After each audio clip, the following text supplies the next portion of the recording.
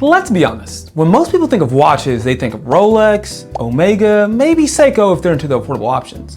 But Timex often gets overlooked, or worse, they're dismissed as cheap or basic or entry level.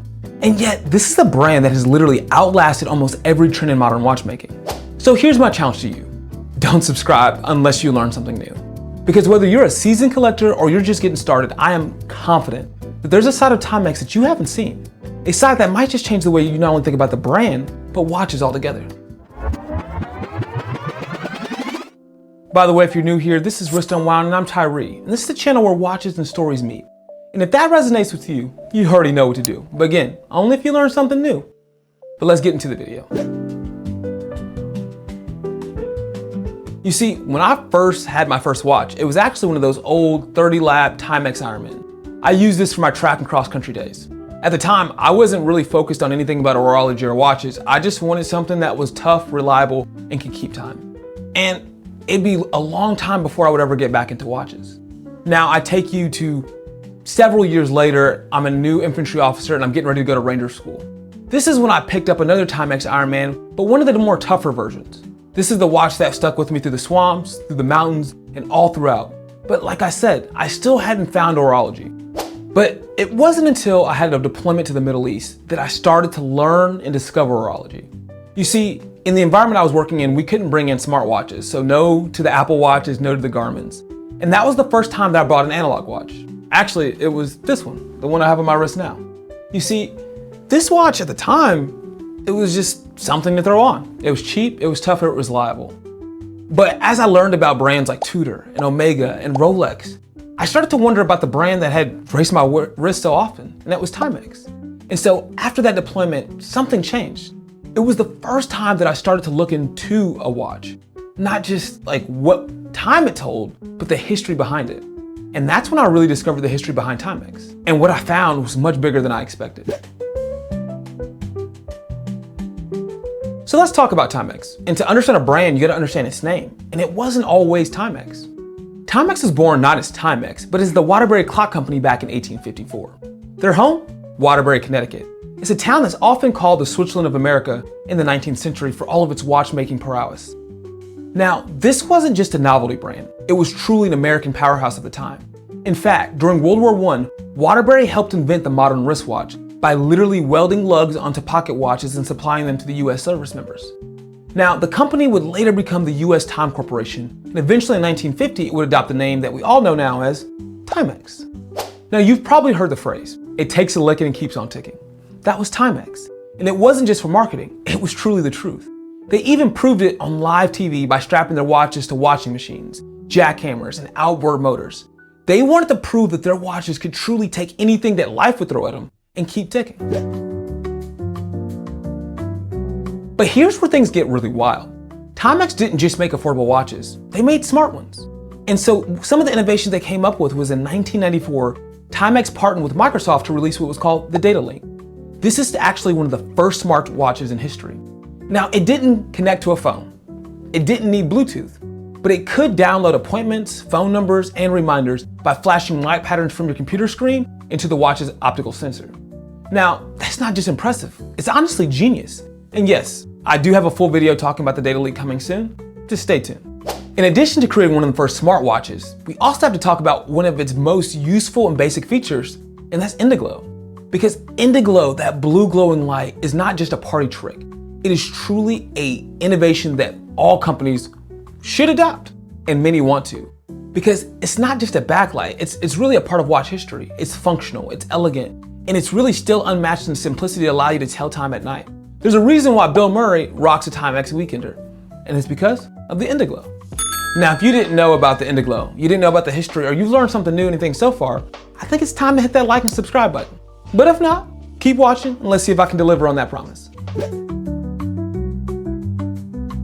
So now that I got you bought in, I think it's time to talk into the brand modern day. You see, Timex isn't just a budget field watch company. They have lines, and I mean some of them are absolutely iconic. So let's break down a few standouts so that you can better understand what Timex offers. And the first one, and one of the ones that most watch collectors already know, is about the Marlin. These are the mechanical hand-wound retro perfection. They're a revival of their classic dress watches from the 1960s, the clean dials and throwback charms. There's a lot of different colorways, and you have things from like the traditional Marlin, but you also have Marlin chronographs. Review coming soon on that as well. Now we're gonna go into another series, which is one of my favorite for its distinctness, and that's gonna be the Q series, also the M79. You see, this was launched in 1979 during the quartz crisis. The original Q Timex turned heads with its Pepsi bezel and its woven steel bracelet. Now, it's a complete cult classic. The reissues are phenomenal, and especially the Q GMT, which is already a review about. And there's also the M79 automatics. Now, you might be wondering, what's the difference between a Q and an M79? It's about the movement. The Q stands for quartz, and the M stands for mechanical or automatic, and the 79 references 1979 when they were created. Now, let's talk about the Waterbury line. And I recently just got to review one of the Waterbury chronographs, the new one that just came out, the Heritage chronograph, and it is an absolute banger. I think it might be one of the best affordable chronographs of the year. Now, with all the Waterbury line, these all pay homage to the roots that we talked about earlier. It's referencing Waterbury, Connecticut, where the brand was founded. It's also where you'll find some everyday durability fused with some historic design cues. And it's often overlooked, but it's wildly underrated. You're gonna get usually more premium movement, more premium cases, and more premium straps. So when you see a Timex with Waterbury, just know this is a watch they put a little extra effort in to make it worth its money. Now, the next series is for whenever you need to go out into the field, whenever you need to go hiking, you need to go outdoors, you need to go camping, and that's gonna be the Expedition series. This is honestly one of my personal favorites. It's tactical, it's durable, it's affordable. I've jumped out of planes with my Expedition on my wrist, and it still clicks. Now, there are a lot of different Expeditions. You have the North, you have Post, you have Solar, you have Scout, you have Sierra, you have a lot of different ones, and just understanding that there's a wide variety down from $45 up to past $300. And so if you're interested in what the best Expeditions are, let me know in the comments down below. Let me know what you're looking for, and I can give you some recommendations based on what you need, but all of these are great. And by the way, if you want to check out any of these watches, there will be an affiliate link in the description. Timex isn't sponsoring this video, but they are an affiliate partner of mine. And when you purchase watches from the affiliate link, it helps the channel take a licking and keep on ticking. You get it? You get the pun there? All right, that was corny. I'll keep going. What are the best bang for your buck Timex watches that you can get? And here's a few picks that I will stand by any day. I think if you're looking for a do-it-all, gotta watch for the cheap, the Timex Expedition Scout. Rugged, clean, reliable field watch, and really you can find them used for under $50, and even new they're gonna be less than $60. I think you can't go wrong with any of the Q Timex reissues. For under $200, you're gonna get heritage design and a solid build. I think for a Digity watch, the Timex Ironman, particularly the Flix versions, those are absolutely incredible. You're getting 100 lap, you're getting multiple memory modes, you're getting the ability to put in notes.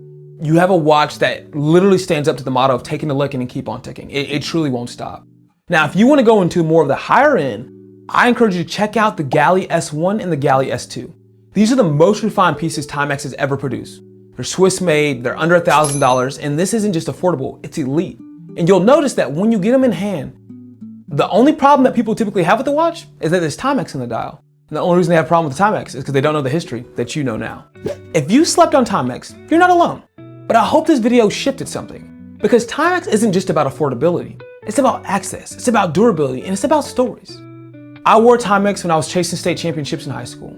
I wore Timex when I was in the mountains of Ranger School, and I wear it on my deployment, and I proudly wear it now. Not because it's trendy, but because it worked. And sometimes the most meaningful watches aren't the ones that look safe. They're the ones with scratches, with mud, and also with memories. So, are you gonna buy one of these? You know, on my scale, I think Timex is a solid brand that everyone should at least try once. But I'm interested in what you think.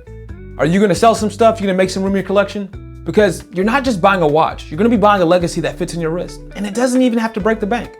Now, if this video helped you see Timex in a new light, consider subscribing and let me know in the comments down below. And if you already have a Timex story, I would love to hear about it in the comments or on the website with the description as well.